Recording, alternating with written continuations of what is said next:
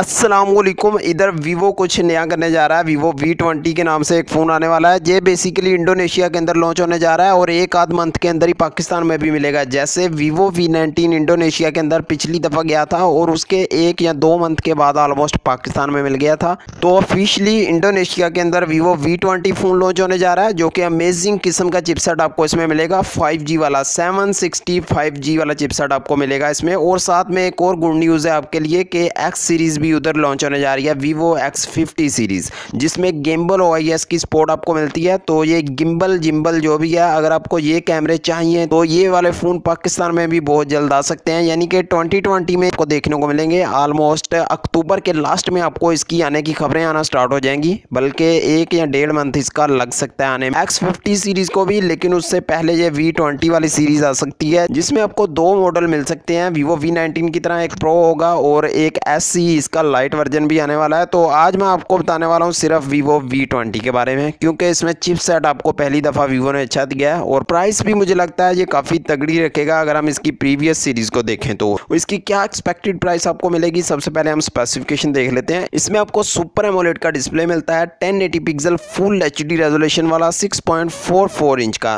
और आपको एडवांसली ये भी बताता चलूँ, ये वाले फ़ोन है 24 सितंबर को इंडोनेशिया में लॉन्च हो सकते हैं। एंड्रॉयड 10 ऑपरेटिंग सिस्टम इसमें लेटेस्ट आपको मिल ही जाएगा। चिपसेट को लेकर मैं काफ़ी एक्साइटेड हूँ। स्नैपड्रैगन का 765G वाला चिपसेट आपको इसमें मिल जाएगा, जो कि एक 5G सपोर्टेड है, 7nm टेक्नोलॉजी पे आता है। ऑक्टा कोर का इसमें CPU है 2.4 GHz के साथ, और एड्रीनो का 620 वाला GPU आपको मिलेगा। 8GB रैम, 128GB स्टोरेज और 8GB रैम 256GB की स्टोरेज के साथ इधर आपको 2 वेरिएंट मिल सकते हैं। LPDDR4X की रैम की सपोर्ट होगी और UFS 2.1 वाली स्टोरेज टाइप इधर आपको मिल जाएगी।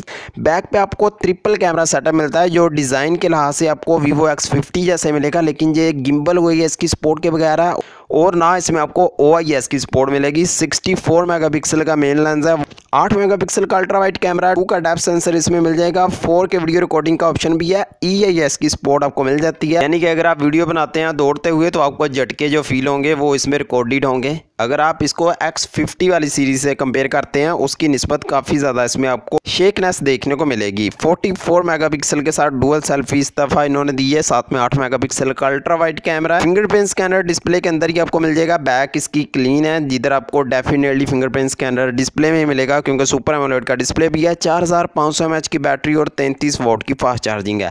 अगर हम एक्सपेक्टेड प्राइस देखें, पिछली सीरीज़ V19 इसकी काफ़ी ओवर प्राइस्ड लॉन्च गई थी स्नैपड्रैगन के 712 वाले चिपसेट के साथ भी। अब तो इन्होंने 5G चिपसेट यूज़ किया है, तो इसकी प्राइस 70,000 से मुझे लगता है ऊपर चली जाएगी, लेकिन हो सकता है प्राइस कम आ जाए।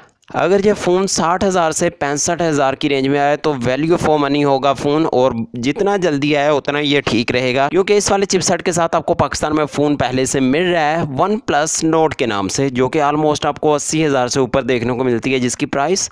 तो मैं बहुत एक्साइटेड हूँ इस फ़ोन को लेकर। जैसे ये पाकिस्तान में आएगा आपको डेडिकेटेड वीडियो ज़रूर मिलेगी और अनबॉक्सिंग वगैरह भी इसकी मिल जाएगी। तो अगर आपने चैनल सब्सक्राइब नहीं किया तो कर लो यार। वीडियो मिलती है आपको मोबाइल्स के रिलेटेड, लाइक कर देना। अच्छी वीडियो लगी हो तो मिलते हैं नेक्स्ट वीडियो में। अल्लाह हाफिज़।